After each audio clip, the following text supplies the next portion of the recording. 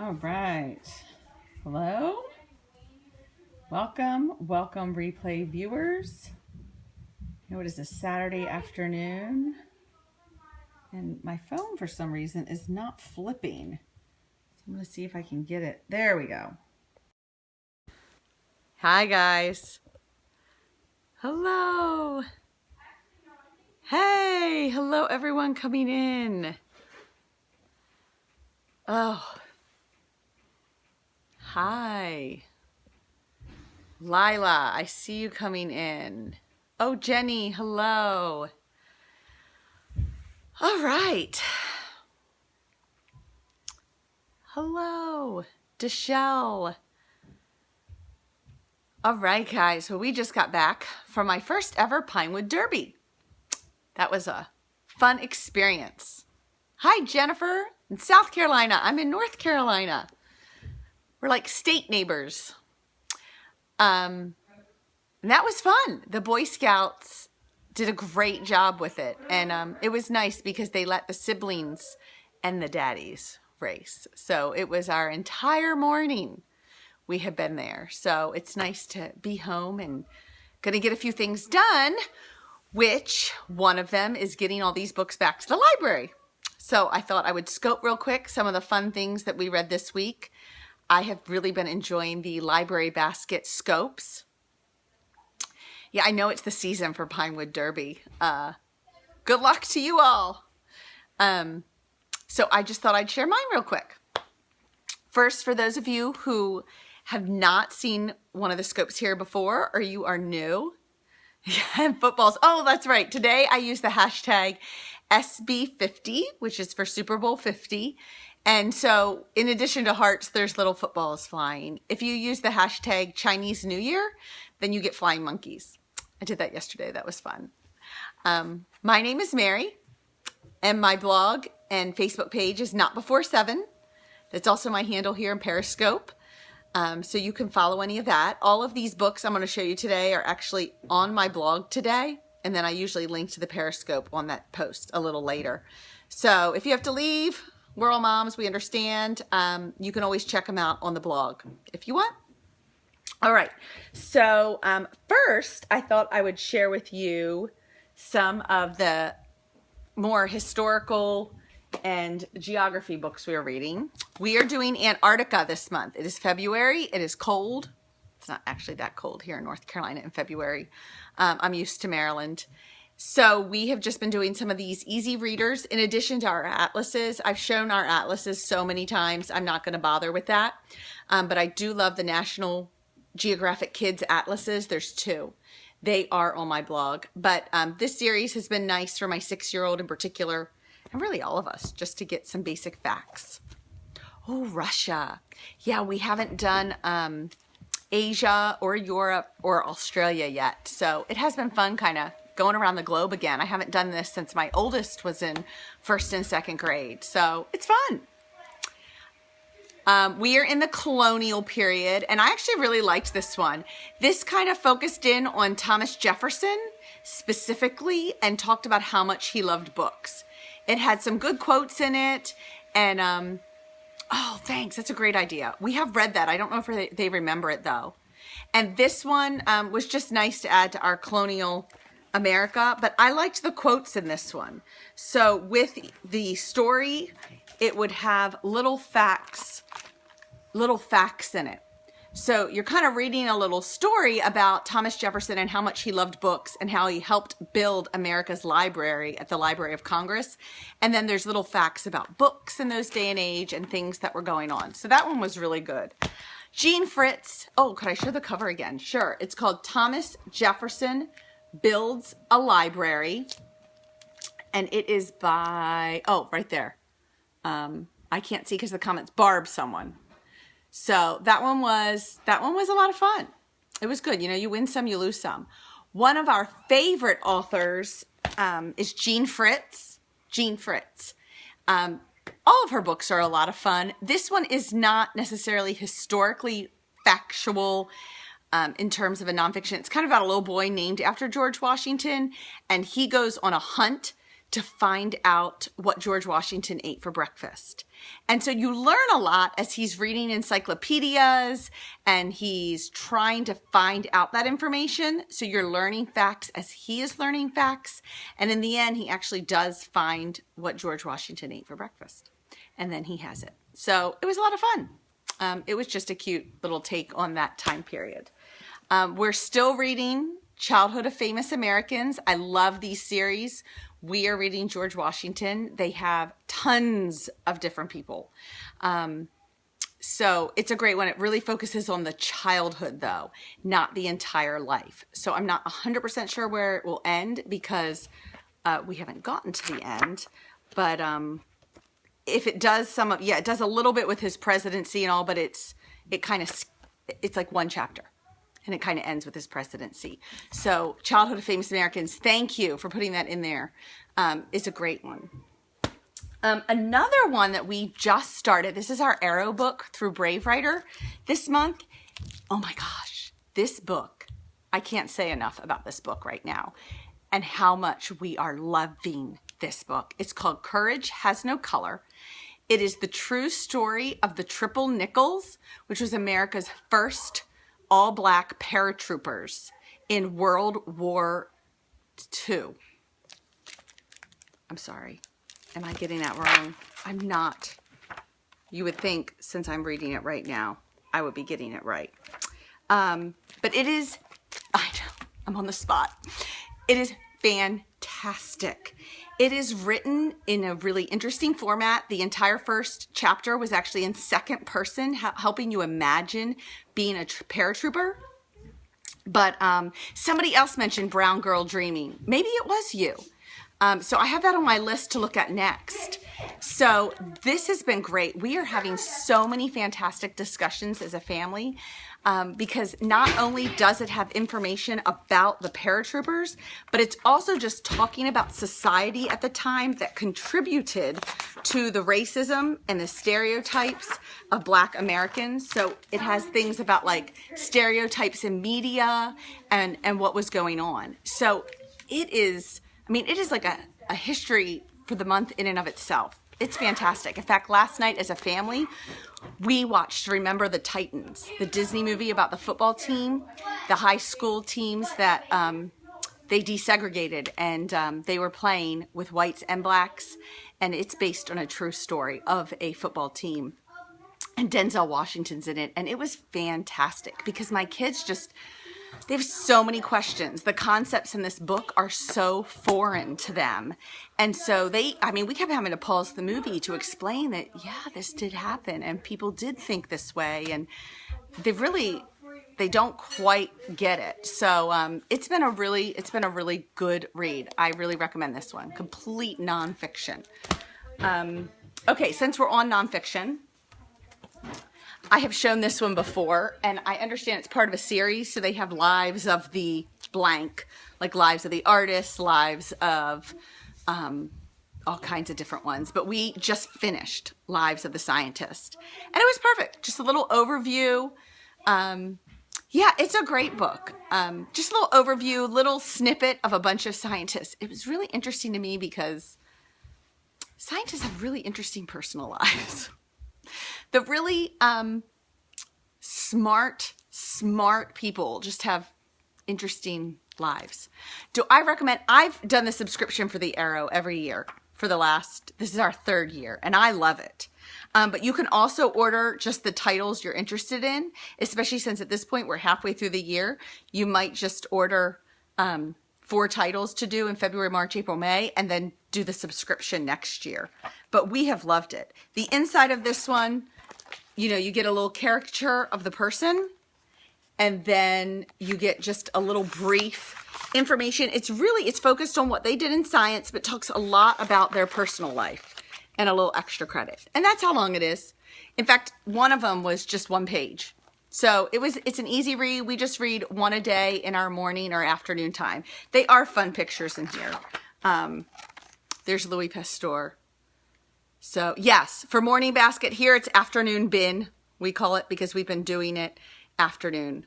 Yeah, it's all different scientists. Yes, I'm sorry. I'm not giving a good explanation because I feel like I've talked about this one every week and I don't want to bore everyone. But in case it's new to you, it's all sorts of scientists inside, and it's about either 1 to about 4 pages on the life of that scientist. And it goes, the most modern one that they end with is Jane Goodall. So they did a bunch of women at the end, and the last one was Jane Goodall. Not just women at the end. There were women scientists throughout the book. I'm seeing if there's a table of contents. Yeah, so here's a few of the scientists. You can see you're kind of going to hit a bunch of different people moving through it. So it's been really great. We've enjoyed it. We're finished it now. So it gets to go back to the library. So what we started to replace that one, and this one's kind of funny, it's called How They Croaked, The Awful Ends of the Awfully Famous. So this book tells you a little bit about what the person was famous and well known for in their life, but it really focuses on how they died. It's not for the faint-hearted, because it is, oh yeah, oh, there you go, 3 boys. This is a gimme. Everyone will love it. Definitely a lot of boy stuff, though my girls and I are enjoying it just as well. So we read King Tut, and it talked all about how they mummified him and sucked his brain out through his nose. But you've got everything in here: Marie Curie, Albert Einstein, Charles Darwin, Charles Dickens, Edgar Allan Poe. So you've got literary people, historical people, all sorts of things. That's fine. Go ahead. Pocahontas is in here, Elizabeth I, Mozart. So you're going to have, we have musicians, we have people that we will be discussing in history, and it talks about like the diseases they've had. The illustrations are kind of funny. There's Elizabeth I. Nothing about this book, though, is like nice and sweet. So, but it's got a lot of great history stuff in it too. Yeah, Shakespearean plays written during the reign of Elizabeth I. The title of this one is How They Croaked, The Awful Ends of the Awfully Famous. And if you missed any of these, I have them all pictured on my blog. So you can go and grab any of them there. I've been putting that up every Saturday at this point, just to kind of keep a record of what we've been reading for myself, and because it's fun to share. So this one has been fun. I'm looking forward to that one. I'll show both of these at once. If you have not done the Bats books, these are lots of fun. We've started with Bats in the Library, and then we have Bats in the Band, and I already have sitting here waiting for next week, Bats at the Beach. The Bat books are lots of fun. It's just all about the night lives of bats. They're silly, not a whole lot of nonfiction facts going on in here, just an enjoyable series with some good illustrations. So let's see, here's the Bats in the Library. So these are fun. I found these when my older ones were in elementary school, and I'm just kind of cycling back to stuff like that for my 3rd and 1st grade boys. So those are the Bats. Type in Bats at the Library and you will get a ton of Bats books. Just a fun one. And there was Bats in the Band. Next week we have Bats at the Beach. All right, let's see, what else do we have? This one. This was just kind of a random find. This is Lego Star Wars in 100 Scenes.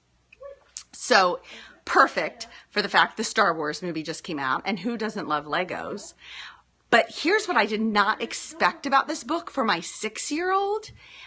He is reading somewhat now, and this one has been great for him because it's all done in, if you want to read the conversation, it's all just very short comic bubbles. And he can't read every word, but it's not intimidating because he ignores this, and he just reads what the people are saying. And he can follow along enough. So it's actually my 6-year-old who has been taking this one to bed. So yeah, there's a lot on the page for my 9-year-old to read if he wants to get into all the facts. But my 6-year-old kind of focuses in.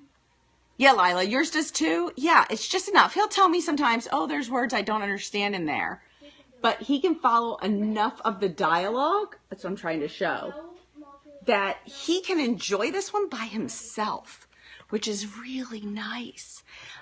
Because he's in that place where some of the other ones, you gotta love Lego. Lego does everything.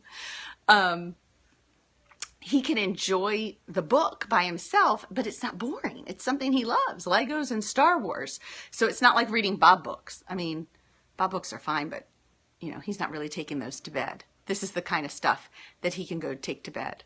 So I should look up the, they do a lot with the brick stuff online. I saw that they actually have some of those Shakespeare ones at the library too. I wondered about those. Okay, I'll have to look up. Which Shakespeare one did you watch? I'm looking to see. Was it a particular one? I'm hoping to do Midsummer Night's Dream with the kids this spring. So, yeah, well, I'll have to go type that into YouTube. Shakespeare Lego and see what comes up. I'd love to see if they have. Oh, you did The Tempest. Okay. Okay, The Tempest. 12th Night is on my list too as a possibility for the spring. So thank you. I'm going to totally go look that up. All right, just some easy readers. For theme, the snowball. This one, what was nice about this reader is it all rhymed and it was a little repetitive. So I actually just sat, and that's what we did for phonics that day. So when it would say, the snowball kept rolling, and it would rhyme. So it rolled along with Bill inside, and then it rolled along and picked up Clyde. So he could kind of figure out the word, what a ride. So it all rhymed. No problem. Have fun at basketball. So that was a good one. You know, those level 1 readers are great. Cam Jansen, my little guys had not met young Cam Jansen yet. So always good to remember some of those series that I have forgotten for the little people. And then we will go through these. Some winter books we read. A lot of these I've gotten from some of you. This is just called Lost Found. And it's the tale of this little red scarf. And it doesn't have a lot of words. This is another one that does a lot of onomatopoeia. So we have the animals bouncing on the scarf and it gets lost and then someone finds it. So really the only 2 words are lost and found. But my boys enjoyed the illustrations in this one. This was fun for that. Snow by Sam Usher. Yes, we have a definite winter theme going on here. This was a fun, simple one. Let's see, I have to look to remember. This one all rhymes, and he wants to get to the park before anyone else, but his grandfather takes too long to get ready. Oh, did you just read that? I wonder if we're all getting them from a Brave Scoper, because I sit here taking pictures and then I request from the library. These are all from the library. So him and his grandfather finally get there, and Grandpa can't believe it. There's all sorts of zoo animals at the park. So it just shows how late he finally gets there, but they have a great time. And it was just fun. Just a library book. Let's see. Toby and the Snowflake, another library book. Oh, yeah, I could not buy them all. There is no way. Yeah, that's what I do. I sit there with the library website open sometimes, unless I'm out on the go and then I have to take pictures or come back to it. This one wasn't our favorite this week. So if you're picking ones to buy, this is not on my list of ones I would run out and buy. But it's all about a little boy who has just moved. His friend moved, and so he makes friends with a little snowflake. And then in the end, the snowflake goes away, but he meets a little boy in the neighborhood. So it was cute enough. Not one I necessarily go buy. This one was beautiful. I love Stephen Kellogg and Patricia McLaughlin. Yeah, I'm saying that right. So this one was a nice one. Beautiful illustrations. That's what I love about Stephen Kellogg. And just a sweet story. So here's the illustrations in this one. Just really pretty. I mean, just look at those. I loved this one. So this is a nice one, if your library has it. Just about snowflakes and about how children aren't alike is kind of the conclusion too. That no two children are alike and no two snowflakes. Yeah, it was really pretty. This one I got from another Brave Scoper, Tracks in the Snow. It was really cute. It's rhyming and repetitive, so my 6-year-old liked it. Tracks in the snow, tracks in the snow. Who made the tracks? Where did they go? And you go through all the animals, and in the end, the little boy realizes it's his tracks. So it was cute enough. Then, of course, it was Groundhog Day, so it's a little late. But this inspired our adventure down to downtown Raleigh for Groundhog Day. It was reading this book that we learned that there was an official groundhog in downtown Raleigh. And so we went and we met Sir Walter Raleigh and had a great time. Yeah, I agree. I've loved going back to the picture books. I don't think you ever outgrow picture books. I certainly haven't. And then this is the chapter book that my boys just finished reading the Poppy series with their daddy at night.